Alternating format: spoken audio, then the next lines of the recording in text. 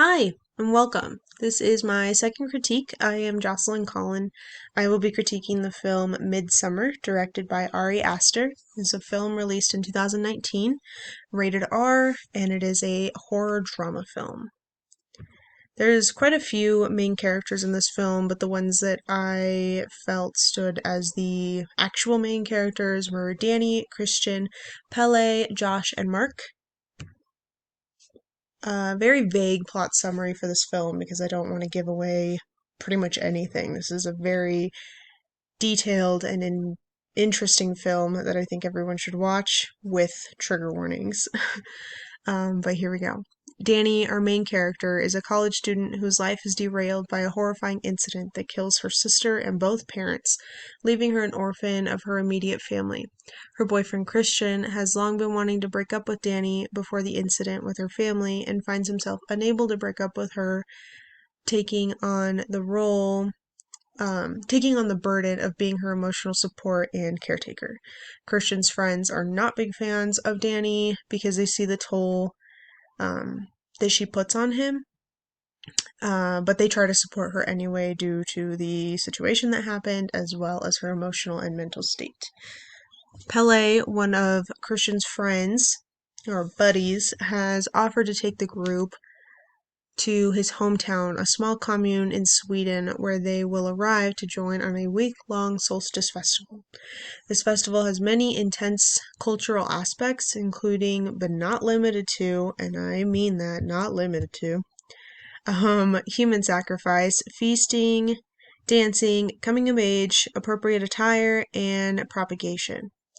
Little do we know, things take a dark turn for the group when they encounter some of these cultural rituals and things start to get a little weird.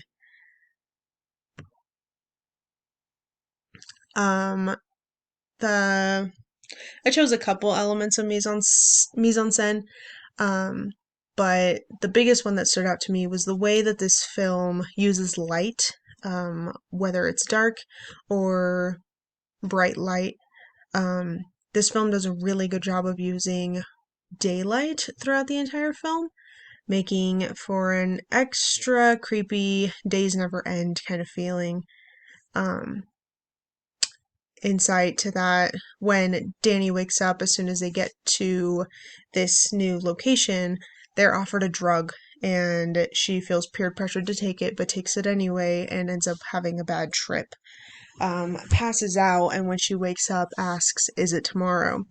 Implying that she missed a night as well as we as the audience have missed an entire night in this scene.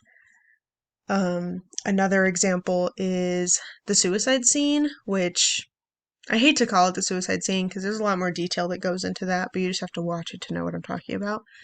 When the older couple launches himself off a cliff over all of the people, the lighting in this is very almost spiritual, kind of. It's extreme bright lighting. Everybody's wearing white.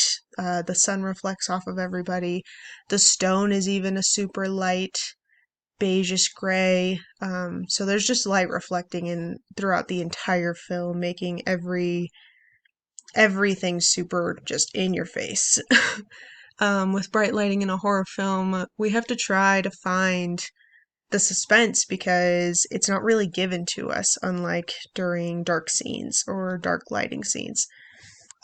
Dark lighting is always a giveaway, especially in a horror film. You kind of know what's coming when it's dark, such as for this film, when Danny cannot get a hold of her parents, you sense her worry because everything is dark. She's in her apartment, is what I think it is, and it's super dark. And then we see the parents, and it's obviously nighttime, and lights are off, and something bad has happened. When the camera goes overhead of the firemen who are inside the house, making their way up to the bedrooms, following two yellow exhaust hoses. And then when Christian's friends are talking to him in a pizza parlor, talking to him about breaking up with Danny, all of these scenes are pretty just morbidly dark. You kind of just get the emotion from what we're seeing. Moving on to a couple more before finishing. I thought costume design really played an impact in this movie. Um, Obviously, at this festival, it's a Swedish festival, and a solstice festival, so everybody is wearing white. But something that you notice throughout the film is that the guests, so the friends that show up, they are not wearing white. They wear their regular uh, travel leisure wear that they wear, but nobody is ever given the opportunity to change into something white, which is interesting, except for Danny towards the end when they are about to do this May Queen dance contest kind of thing. The May Queen attire also is extremely cool because it's entirely made out of flowers and foliage, and it covers Danny entirely from head to toe, including a crown, dress, and robe. And then Christian stuffed as a bear. That's all I'm gonna say. It's wild, it's crazy, it's in your face. And then sound. The sound really stood out to me. I'm a pretty sound sensitive person, so the things that I noticed in this film were pretty in your face.